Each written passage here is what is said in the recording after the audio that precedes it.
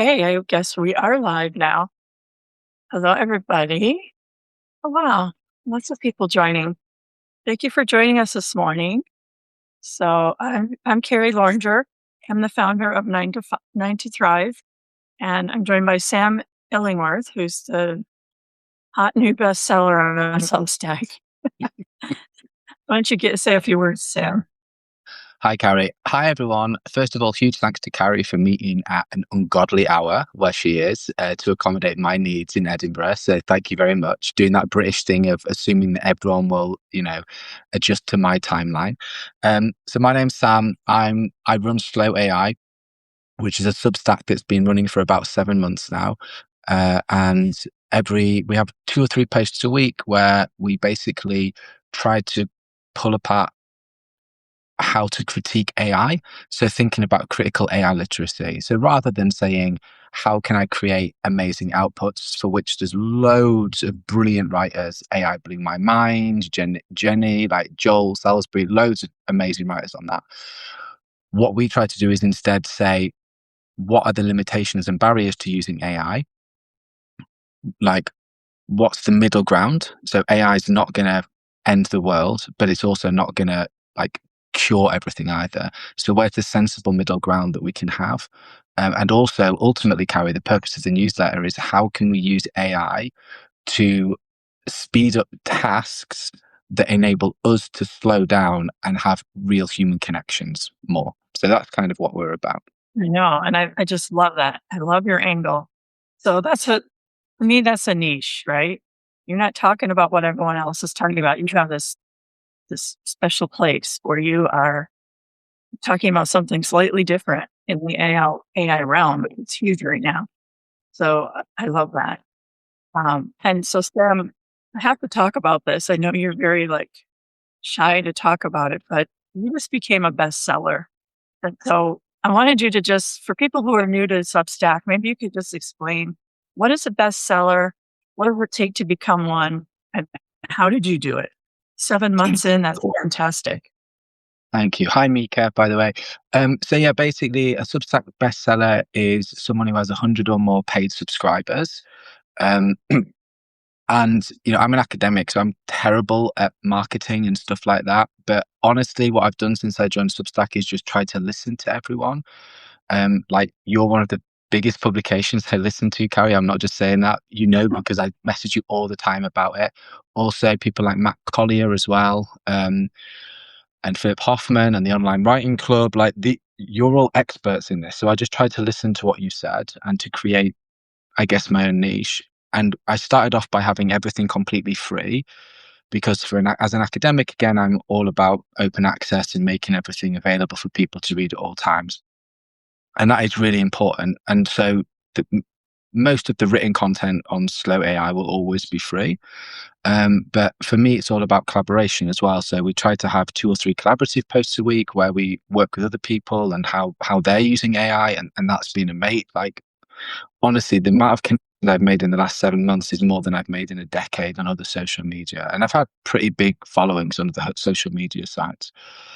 But then I guess about 2 or 3 weeks ago, about the start of the year, I thought, do you know what, it would be really good to maybe think about a paid subscription model. Mainly, again, from reading everything, including Landon and Tyler, who you've spoken to before as well, around the fact that Substack's going to probably prioritize the algorithm in terms of people that have those paid subscribers. And I had kind of a tip jar model where people could join if they wanted to, and a few people signed up to that, which was really kind. But then I thought, do you know what can I do? And so I chatted with quite a lot of people, including Matt Collier, who gave me really good advice in terms of thinking about scaling, and then also thinking what am I good at? And I'm a full professor at a university, right? So I'm good at teaching. What I'm going to do is I'm going to create a curriculum around critical AI literacy as a 12-month webinar program. And that's going to be behind a paywall. So everything on Slow AI is going to be free, but the curriculum is going to be for paid subscribers only.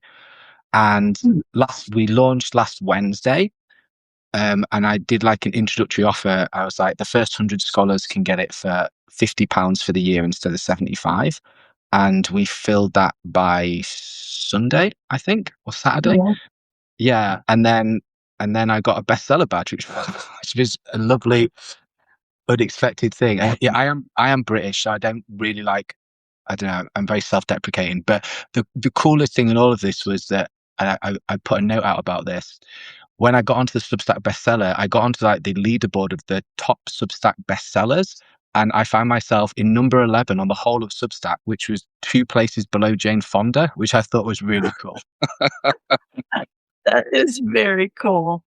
Well, big congratulations, Sam. I mean, well deserved, honestly. And I'm a little flattered to know that maybe I contributed in a small way with all the stuff that I'm always putting out there. Yeah, massively. You give amazing advice, Carrie, honestly, about like the things I've learned most from you are like honestly how to use notes as an engine for growth.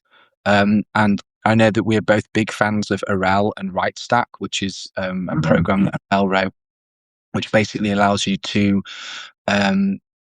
like line up your notes in advance. Like you can do loads of different things with it, but that's what I do. I've got like a young family, and weekends and evenings are impossible to do anything with.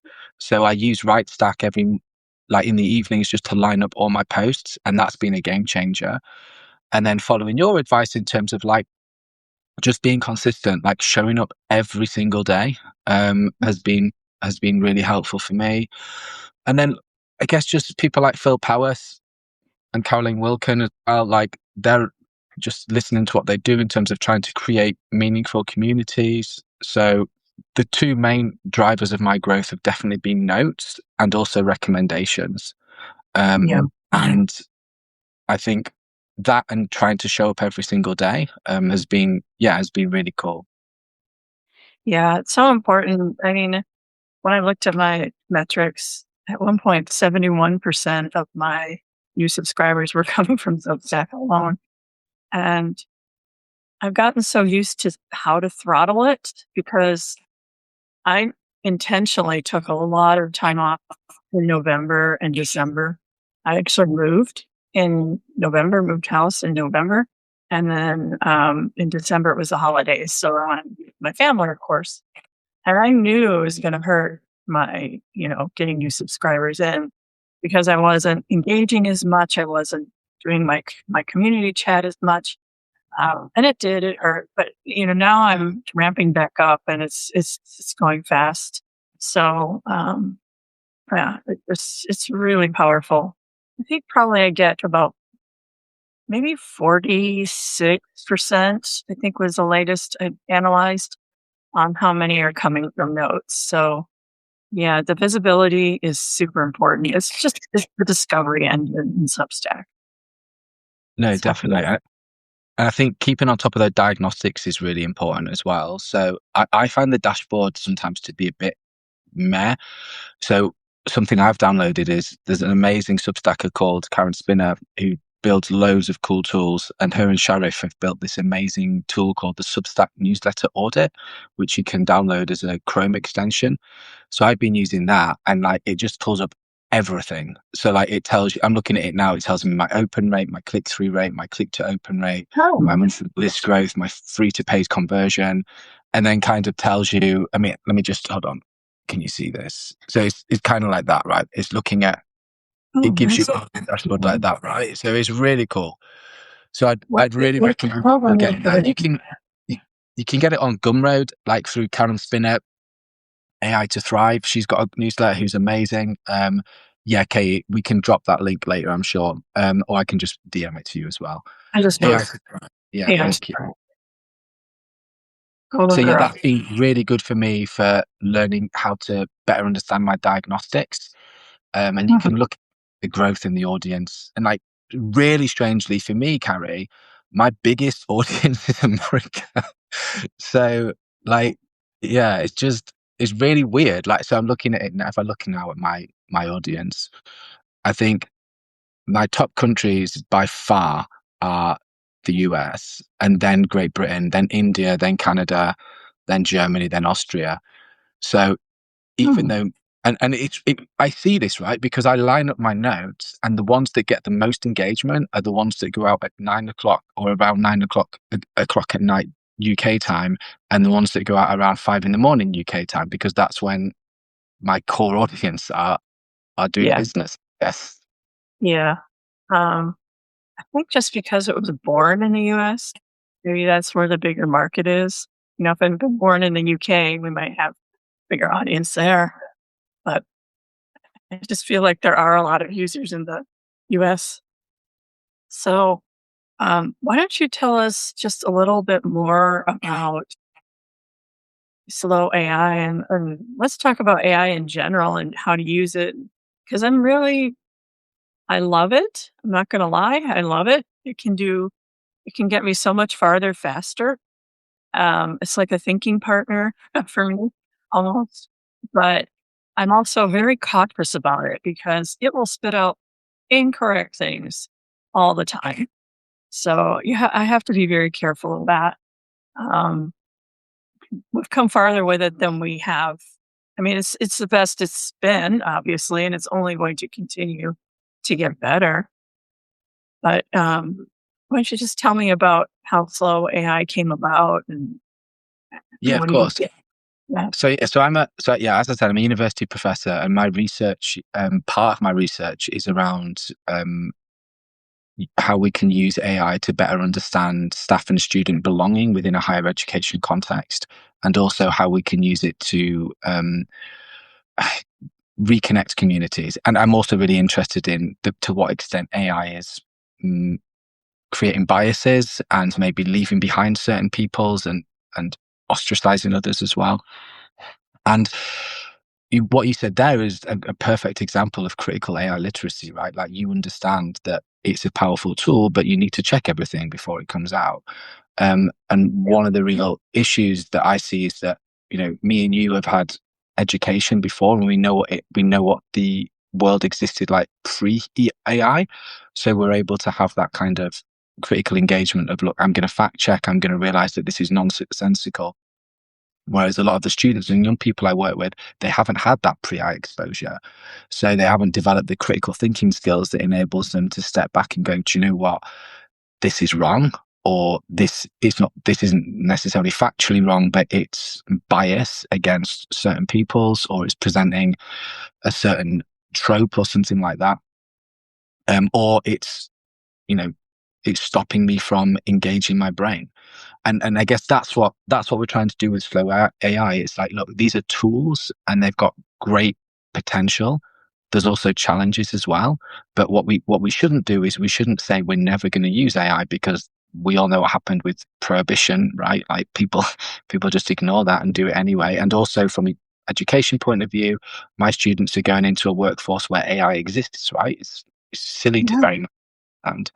It's like Um, it's like it's like not using the internet. It's like it's in the 90s. I'm not going to use the internet. Sorry.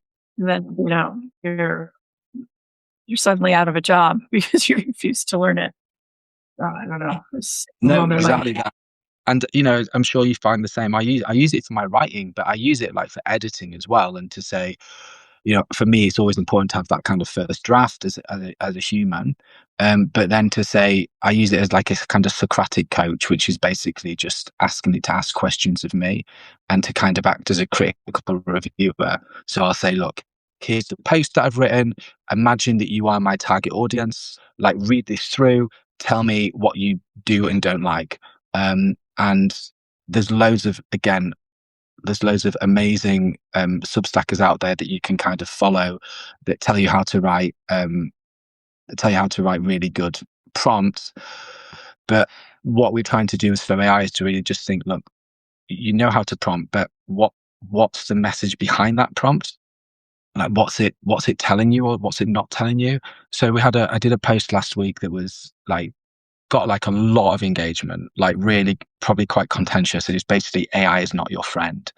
And Mm. the idea that a lot of people are using AI chatbots as kind of empathetic agents, as a way to talk, because they don't have the human connection, or the human connections they have aren't what they require.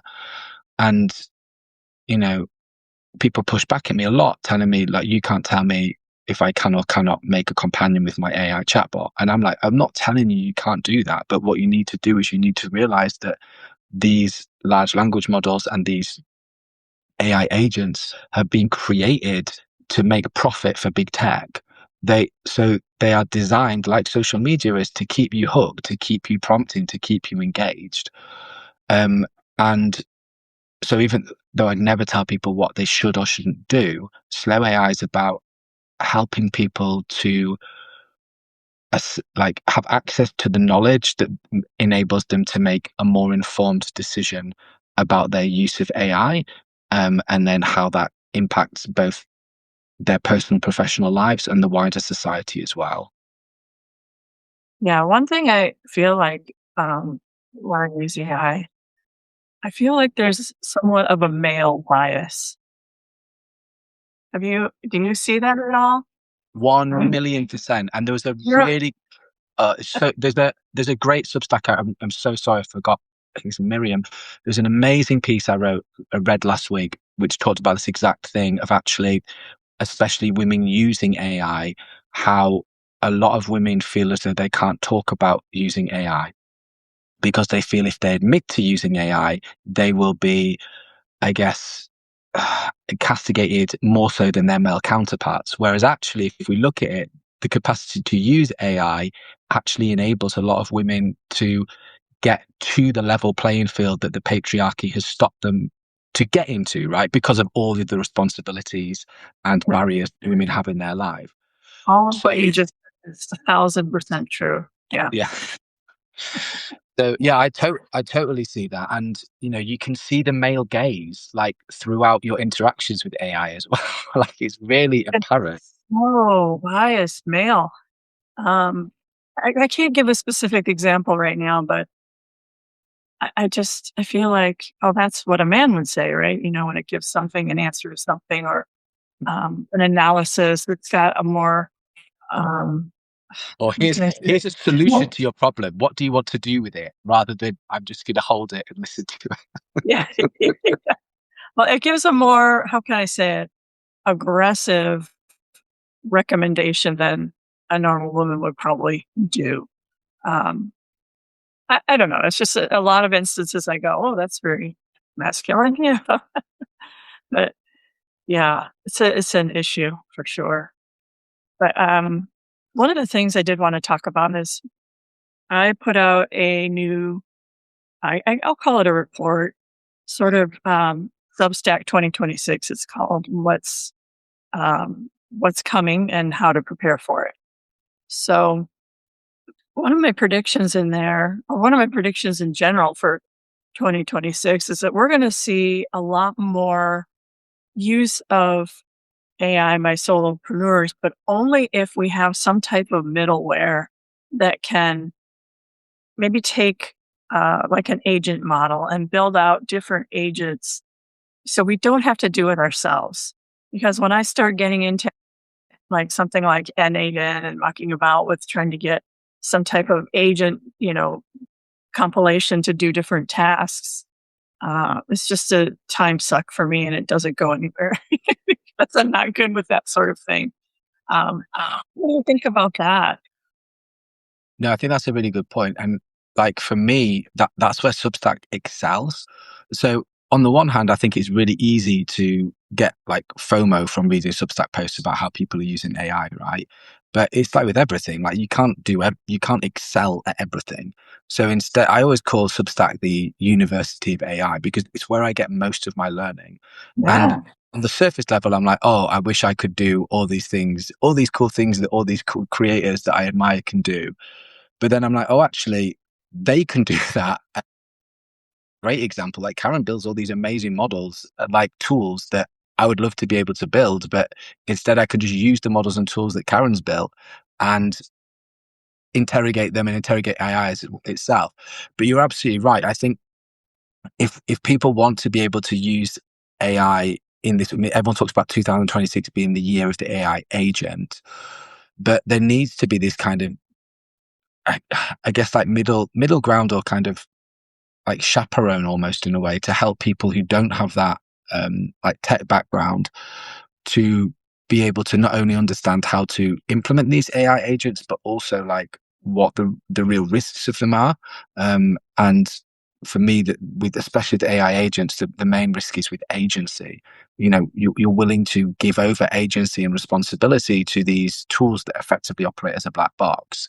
And yeah, you can set up guardrails and security in such a way that it doesn't do certain things, but I don't know. My worry with AI is that a lot of people, especially senior leaders, are willing to, yeah, just delegate responsibility to these AI agents, which is where like Substacks like myself and like others as well, like Christina's, who talk about critical AI literacy, can really help.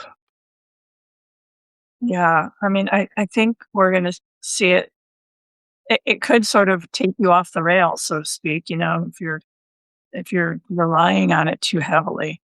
But I think there's a huge opportunity for people to build sort of that middleware that's really helpful for a very specific audience. So if you're a fitness coach, or let's just say you need to analyze your analytics on a regular basis, and you just set up some agent system to do the different pieces. I always say it's like tell someone how to load the dishwasher.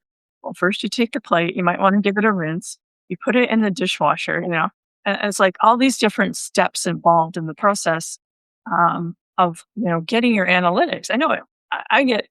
I love doing my analytics personally. I do use AI, but I could just spend hours reading all the recommendations it gives, and looking at the numbers and going back and cross-referencing. And, there's a lot there.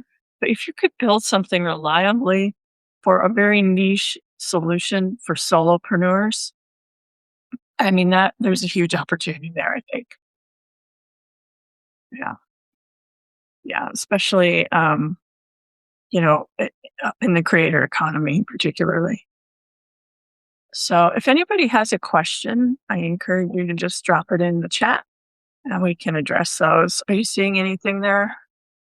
On the mobile version, it's always super hard to see what's people are. It's so tiny and it's like off to the side, and your mobile, it's like really at the bottom, and it's it's difficult. Yeah. So, but I think there's huge earning potential with AI for people who learn to use it and can sort of harness it in a way that meets a need in the market, which there's many needs in the market right now. It's huge. No, Yeah. absolutely. And I guess, yeah, just I'd like kind of a plug, but obviously, please, people who aren't already follow and subscribe to Slow AI. But as a reminder, like we have this, the paid subscription tier is we have a year-long curriculum on AI critical literacy, where we have like a webinar once a month and then associated posts and dialogues around that. And we start next week, and everything's recorded and transcribed as well for people who can't make the specific time zones. So yeah, please feel free to join us. And if you've got any questions, just send me a DM or let me know as well. Oh, that's amazing. So is that on your Substack as well? Yeah, that's pinned on my Substack. And then kind of, again, I'm learning as I go. So I'm always really happy to get feedback, but I kind of have it as a section, the critical AI literacy, and then that's only for paid subscribers. And that seems to be working well, I think. And I kind of have a pinned post, which has all of the curriculum and the links to the modules and the webinars and everything. So yeah, I can pick up a couple of these questions. So Al Keepsman asks, which AI platforms do I prefer? Well, I used to be on ChatGPT all the time. And then I found that the image creation with Gemini is just so superior, and the ability for it to link to my workspace, that I've migrated across to that. I keep being tempted by Claude just because of the code aspect of it. But I'm finding Gemini to be really good, and certainly less sycophantic than ChatGPT as well. Although with all of these tools, right, it's about finding the one that works from you. Like, I don't think there's a definite answer, and I don't think you should just necessarily use one, providing you can afford it as well. And then Lara asks, what would you suggest regarding niche for your page? Stay very specific. Are the top Substack categories? Well, Carrie probably knows more than me, but I would say like it's really important just to be able to speak about something you know about and that you're, and most importantly, that you're interested in. Because if you write about something you're interested in, you're never going to have writer's block. I like put out 2 or 3 posts a week, and I'm never like, oh, what am I going to write about this week? Because it's an area that I'm interested in, I have passion about. Yeah. And I guess I'd say, as I'm sure Carrie would as well, is just thinking about how you can add something to that, right? So if you're like using AI for ghostwriting, there is a ton of amazing Substackers using AI for ghostwriting. So like, what are you doing that's different? And yeah, having that niche around that is really, really important. I think so too. I had a good discussion yesterday with Taylor and John, as I don't know if any of you caught the live, but we were discussing this as well. There's people there who say, "Oh, I don't believe in niching." When you start to look at them, they really are kind of niching. I mean, not necessarily in their audience, but in their topic. You need to pick one topic for your Substack. Somebody did ask yesterday also, what about if I do forget what it was, something about how to, conduct interviews better, because she was coming from a journalist background, and also being a mom to a 2-year-old. And I said, well, if you're going to try to do, an article about interviewing people, and then all of a sudden I'm going to see a toddler mom story, that's not going to sit well with your subscribers, because they join your publication because of the skill set you bring and your expertise you bring. So you wanted to probably start another publication about toddler moms, right? So I just kind of encourage people to really focus on one specific thing. Where does your expertise lie? Obviously, my business is helping people build multiple income streams so they can secure their financial future. I had an 18-year career. After 10 years working for a Fortune 500 company, I was laid off, and it was just devastating. I was a single mom raising 3 kids on my own, had no income all of a sudden, except, the little unemployment that they give you here in the States. And it was crushing. And I said, never again. Well, I rely on one income stream. And I didn't. I had a mobile notary business where I did like loan signings for people. I worked for mortgage companies because I worked in the financial service industry. I knew a lot about mortgages and loans. So I decided, well, there's a need here that I saw, and it's the need for working people to be able to sign their mortgage documents after hours. And that was perfect for me because I work my 9 to 5, and then I go out and go to people's homes in the evenings and weekends. Now, that required more of me to scale that business. So, it wasn't ideal. So then I thought, well, let me test out something that doesn't require me and that is sort of on autopilot. So I invested in an apartment complex. I bought a 10-unit apartment complex, and that was a Class C category. It was in the what do you call it, Section 8 housing in the U.S., so subsidized housing. But it was a winner, and I picked a good neighborhood, a good location, a growing market, because I had all the intel from my background in the financial services industry. And that outcome was better than I ever expected. I thought, well, I'll do this and see if I really like it. But then COVID happened, and real estate prices just went through the roof. And I was able to just turn that around after a few years and sell it for probably 50% more than what I paid, So it was a really good investment for me. So that's, again, you see how I relied on my expertise. Yeah, I was in corporate communications for that company and marketing also. So I wasn't doing marketing or corporate communications, but I was relying on the inside knowledge that I had from working in that industry to build these niche side hustles And that's how I did it back then. And then in I don't know if you know my story, Sam, but in 2023, I was working as a head of marketing for a privately held company, and I decided to go out on my own. And I left that job, and that's when I did have clients. But again, where I was working in the B2B services industry. So I knew a lot about these different types of companies in the B2B space. So I went with that. I started offering services, email marketing, local SEO, paid media. Started offering those services to that audience because I knew them so well. So this is a long answer to your question, but go with something that you know really well and you like and you could talk about all day, just like Sam said. Yeah.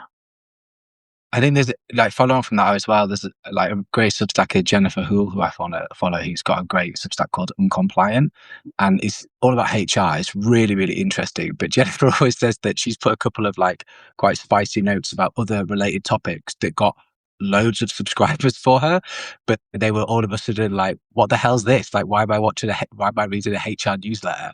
So I think it's really easy to like have that. You could put out a viral or semi-viral note, like, and virility is a complete accident, in my opinion.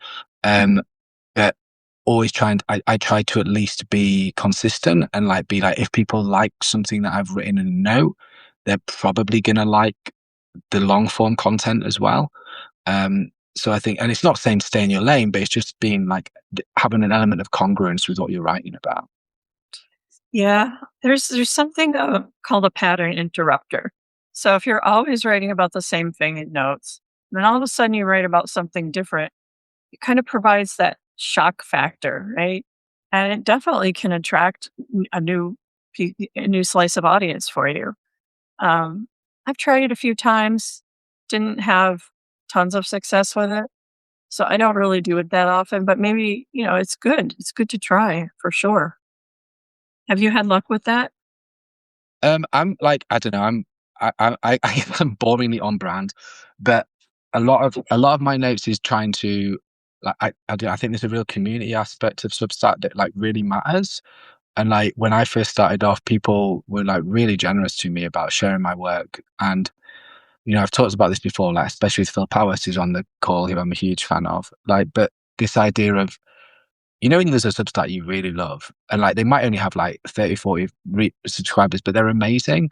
And Yeah. you'd want everyone else to read them. It's like when you've got like a book or a film, and like you don't necessarily share it because you want something back. You share it because you want other people to then be able to talk to you about it, right? And so like, I get like a real kick from finding Substacks that I love and sharing them with other people. So every day, one of my notes is always about trying to share another Substack um, that I know. And again, that's probably how I have their like break, because the ones, they're not all about AI. They'll be like about meditation or like my own lived identities, right? Like I'm a dad, I'm a husband, I'm a Christian, I'm a Leeds United football fan, I'm a gamer, I'm a runner, I'm a poet, I'm a scientist. These are all my various, and we all have these lived identities, right? So I think it's really cool to be able to share different aspects that I follow. Um, and so, yeah, one of the, thanks, Peter. That's really kind to say. So yeah, I think that's my breaker, I guess, Carrie. Like I try to, the stuff I normally share is about like Slow AI and my work, but then the notes of others that I share are often very different, because I think Substack is just a really cool place. Yeah. Yeah. That's a really good thing to try to do. And I'm going to adopt that from you because I think that's a really good idea. Um, I am big on building community. I absolutely adore the community that I've built. I know so many people on Substack now. I know their story. I know their names. I know I can message them for help. It's just been amazing. And I do not see this on any other platform. So for me, I'm always building that community, that connection. I love collaborating with people. Doing lives like this is great. Oh, I think Sam. sure. People are Yeah. so generous, right? Like I put out a note yesterday being like, oh, this is my setup for my webinar, like with my lighting and stuff. And like loads of people who follow me and subscribe to me, like DM me saying, oh, like I'm a lighting expert or I'm a filmmaker, like I can help you. And I'm like, oh, this is so cool. I just want to address Ruth's question really quite quickly. So Ruth asks about the title Slow AI. Is this about the human balance to our AI usage? Because I thought AI was meant to speed this up. That is not a silly question, Ruth. And that's exactly what we do. So it's about trying to slow down our use of AI to think about the outputs that we create. And again, to not just get sucked into a meaningless acceleration into the void, and instead to slow down and think about how we can use AI to free up time to spend with other humans instead. Yeah. What do you think? There's this term now, AI slop, which I love because I read so many newsletters that are just obviously AI generated them. There's no piece of the humanness behind the creator. I don't see any of that. And it's just like, oh wow, this is what I call AI slop. It's tough Yeah, to for read. sure. And and it's really interesting. Like Charlie Hill and I wrote an article on this last week, but it is really like for me, AI slop is about the stopping human judgment. So you Yeah, can use AI to generate stuff, but you need to have the judgment as a human to say whether or not this is something that respects my audience. Because if you've not spent any time generating that or editing it, then why would anyone want to spend time reading it?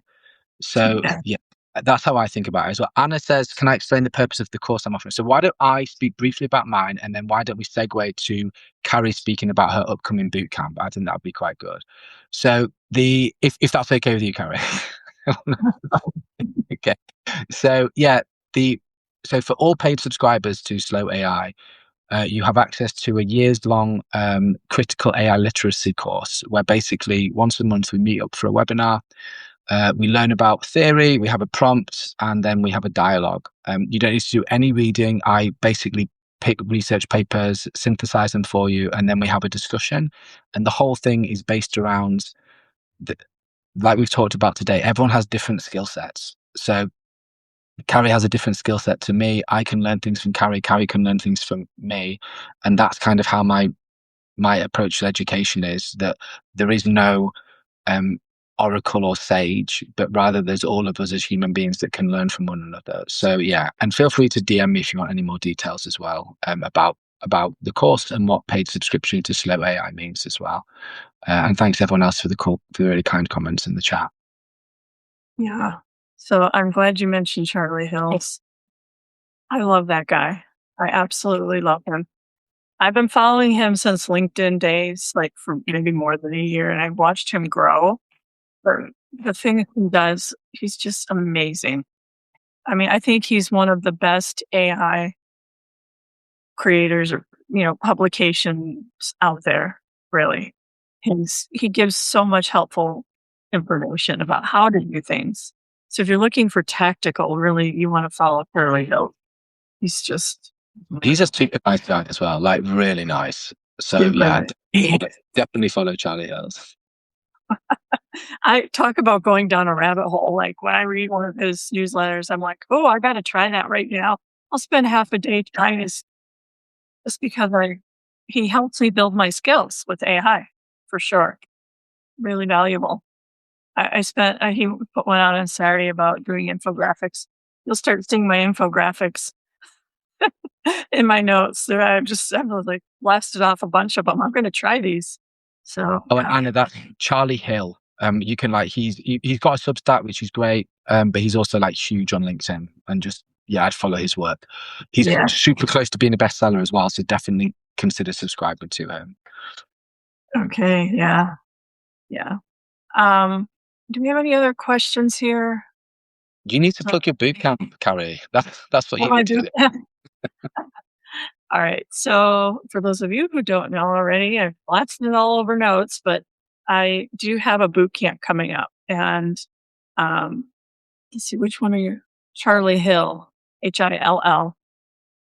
Somebody's asking about Charlie. I have a boot camp coming up next week. It's called It's called the 100K Newsletter Roadmap Bootcamp. As you guys probably know, there's no overnight get rich quick scheme. But what I show you in the bootcamp is how to set your paywall pricing. If you're wondering about how to price your newsletter, we talk about building your offer, your first irresistible offer, what you're going to put behind the paywall. And then we build a bit of an offer ladder as well. So you'll have a roadmap to what's your next step here when you're talking about building multiple income streams to get revenue from your newsletter. So that's what the boot camp's all about. Al put it in there. Al was one of my students. He's taken a few of my courses. So thank you, Al, for putting that in there. So just camp.carrieloranger.com if you want to go check it out and see what we're up to. I only take 10 people for this, and I have a space for a few more right now, but the reason being is I like to keep it small and give personalized help to everybody. So if you're interested in starting to monetize from your newsletter, I have this theory that for working people, this is the best way, the absolute best way to start something where you have that income security, because working people can easily start a newsletter and start monetizing it. So that is what it is.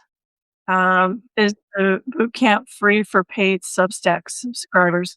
So if you're a paid Substack subscriber, I'm going to give you a discount code. Just DM me and I'll give you the code. Yeah, it's not totally free. Let's see. Anybody else? All right. I think, Al says I'm a great, thank you, Al. I think we've got pretty much all the questions addressed. Is there anything you wanted to cover before we sign off today? No, I don't want to read all the comments. It'll just make us both blush. But thank you, everyone. Like 120 people joining us live is wild. So, wow. Yeah. Amazing. And like, honestly, I want to give Carrie her flowers because like she like really lives by all the advice she gives, and always responds to people and like is super kind. And yeah, if you really want to know how to grow sustainably on Substack, just follow Carrie and do what she says. That's pretty much what I've done. And I'd really recommend people checking out WriteStack as well. I know that Carrie and I both use it. It's really cool. And if anyone wants to collaborate or find more about Slow AI, just drop me a line, drop me a DM. And thank you so much to Carrie for the opportunity to chat, to learn from you, and for getting up at an insane hour as well. I really appreciate it. Well, Sam, now I'm blushing. That's so nice of you to say, really, honestly. Thank you, because sometimes you just help people and you never hear back, and it's like, wow, I helped a bestseller in some small way, It's a very touching moment for me personally, because that is my goal. I want to help people succeed and secure their financial future so they never have to rely on one paycheck or one client or one idea, so so I see everybody. Okay, well, thank you. Oh, Juan just joined. Yeah, I know some of these folks. So, hey, Juan's now the provost of. He's declared himself the provost of AI University. So we should all acknowledge Juan as the provost of AI University on Substack. Oh, Juan, nice. That doesn't surprise me knowing him.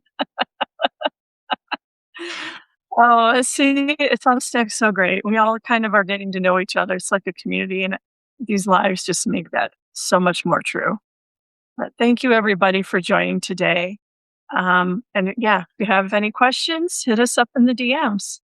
Cool. Thanks, everyone. Be well. Stay safe. Thank you so much, Sam. I appreciate all your insights. You're amazing. One of my favorites. So take care. Thank you. Ciao. Bye.